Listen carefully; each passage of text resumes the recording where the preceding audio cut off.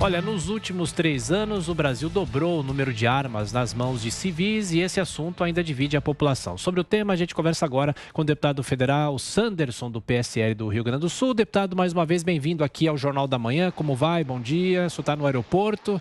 Tá tudo bem? Bom dia a todos da Jovem Pan, ouvintes da Jovem Pan. Aqui em Brasília, agora embarcando para o Rio Grande do Sul. Ontem fizemos a última votação antes do recesso. E agora indo para Porto Alegre. Perfeito. E onde teremos aí 2 semanas de recesso em atividades parlamentares e os deputados indo agora para suas bases lá para fazer atividades parlamentares também lá nos seus estados. Sim. Deputado, falando sobre a questão das armas, o senhor é um defensor em relação ao armamento da população, mas eu pergunto, existem muitos indicativos de fóruns brasileiros de segurança pública, mostrando que ao mesmo tempo em que se arma a população, há também uma elevação de criminalidade ou pelo menos de uso de armas de forma equivocada pela população. Como é que é possível unificar esse discurso, hein, deputado? Esse tema é um tema complexo, sem dúvida. Eu devo ser o relator desse projeto, o projeto de lei 6438 de 2019, que está tramitando na Câmara. Na Comissão de Segurança Pública, eu devo ser o relator do projeto. Mas, sendo um tema complexo, nós ouviremos a todos. O objetivo é fazer com que o Parlamento trate dessa questão com muita responsabilidade. Agora, nós temos alguns modelos mundo afora, onde países que têm mais liberdade no porte e na licença de arma e os índices de violência diminuíram. Aliás, aqui no Brasil mesmo, desde 2019, com uma nova visão, uma nova política por parte do governo federal, liberando ou facilitando, desburocratizando a utilização, o porte, o registro e a licença para a utilização de armas, diminuíram os índices de violência. Nós tivemos, só para registrar, nós tivemos, por exemplo, nos últimos anos do governo do PT, do governo Dilma, chegamos a ter 62 mil homicídios num único ano, quando nós tínhamos uma restrição praticamente que absoluta à utilização de armas legais. As armas ilegais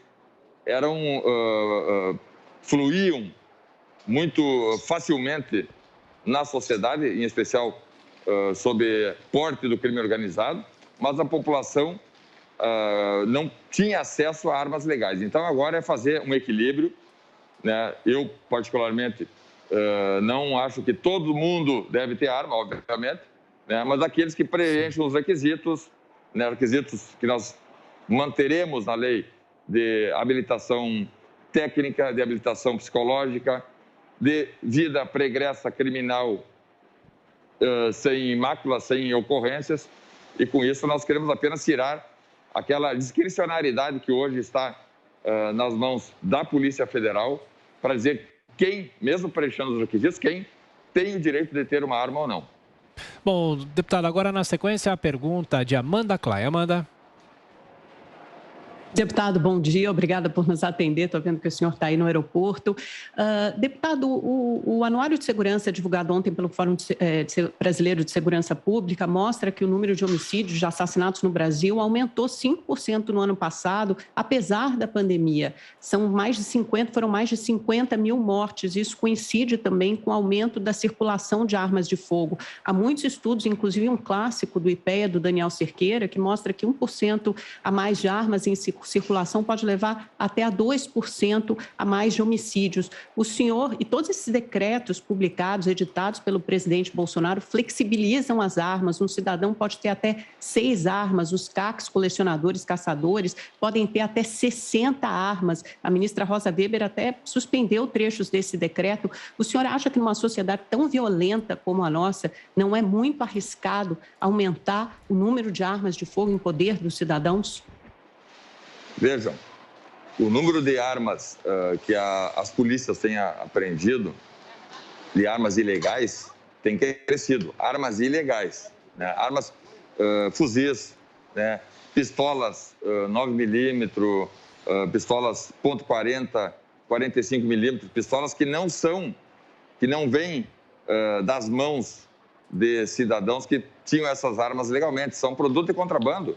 Nós vemos aí no Rio de Janeiro, por exemplo, né? Teve uma operação da CORE, da Polícia Civil do Rio de Janeiro, que resultou naqueles 25 abatimentos de criminosos em combate, que enfrentaram a polícia e a polícia não tinha outra coisa a fazer que não fosse o enfrentamento. Mas aqueles sujeitos tinham fuzis.